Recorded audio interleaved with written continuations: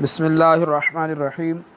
مذاق اڑانے کا عذاب۔ کسی مسلمان کا مذاق اڑانا، کسی کو تنگ کرنا، دل آزاری کرنا، اس کو طعنہ زنی کرنا، یہ کیسا ہے؟ جب کسی مسلمان کا آپ مذاق کرنے کا ذہن بنتا ہے تو حدیث پاک میں ہے، نبی پاک صلی اللہ تعالیٰ علیہ وسلم کا فرمان عبرت نشان ہے، قیامت کے روز لوگوں کا مذاق اڑانے والے کے سامنے جنت کا ایک دروازہ کھولا جائے گا اور کہا جائے گا کہ آؤ آؤ، تو وہ بہت ہی بے چینی اور غم میں ڈوبا ہوا اس دروازے کے سامنے آئے گا، مگر جیسے ہی وہ دروازے کے سامنے پہنچے گا، دروازے کے پاس پہنچے گا، وہ دروازہ بند ہو جائے گا۔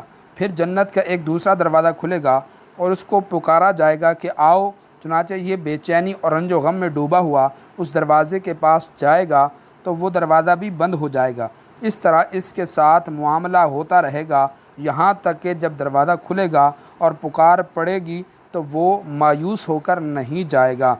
تو جب بھی کسی مسلمان کا مذاق اڑانے کو جی چاہے تو خدا را اس حدیث پاک پر غور کر لیجئے۔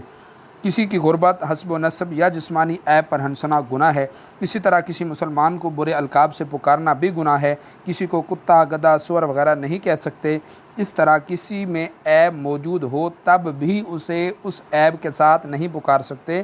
مثال کے طور پر اے اندھے، بے کانے، او لمبے، ارے ڈھینگے وغیرہ۔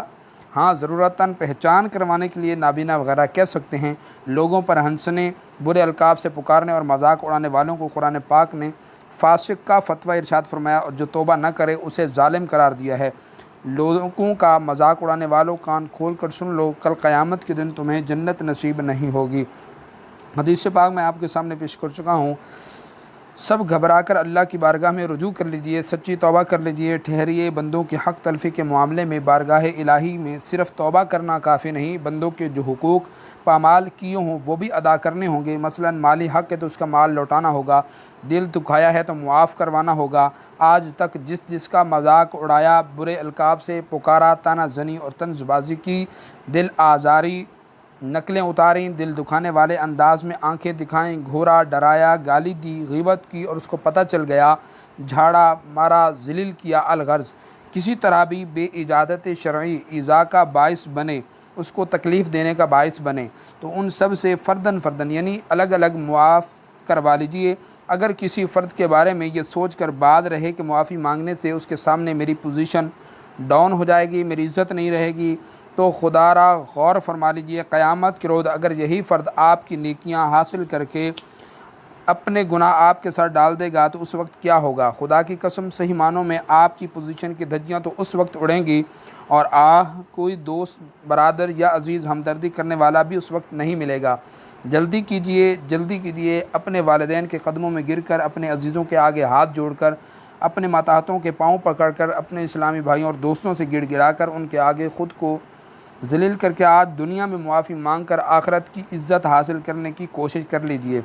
اللہ کے پیارے حبیب صلی اللہ تعالیٰ علیہ وسلم فرماتے ہیں، من تواضع للہ رفعہ اللہ، یعنی جو اللہ کے لیے عاجزی کرتا ہے، جھکتا ہے، اللہ کریم اسے بلندیاں عطا فرما دیتا ہے۔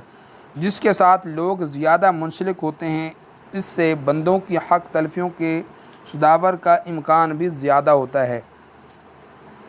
تو کوشش کرنی چاہیے کہ جتنے لوگوں کا دل آپ نے دکھایا، جن کا یاد ہے، تو ان سے ذاتی طور پر الگ الگ معافی مانگ لیجئے تاکہ قیامت کے دن اس ذلت و رسوائی سے آپ بچ سکیں۔ دعا ہے رب کائنات ہم سب کو لوگوں کا مذاق اڑانے سے محفوظ رکھے، اور جن کا آپ نے اب تک مذاق اڑایا، تنگ کیا ہے، پریشان آپ نے کیا ہے، تو ان سب سے معافی مانگ لیجئے۔ اللہ پاک ہم سب کو معاف فرمائے اور آئندہ اس گناہ سے بچنے کی اللہ پاک ہمیں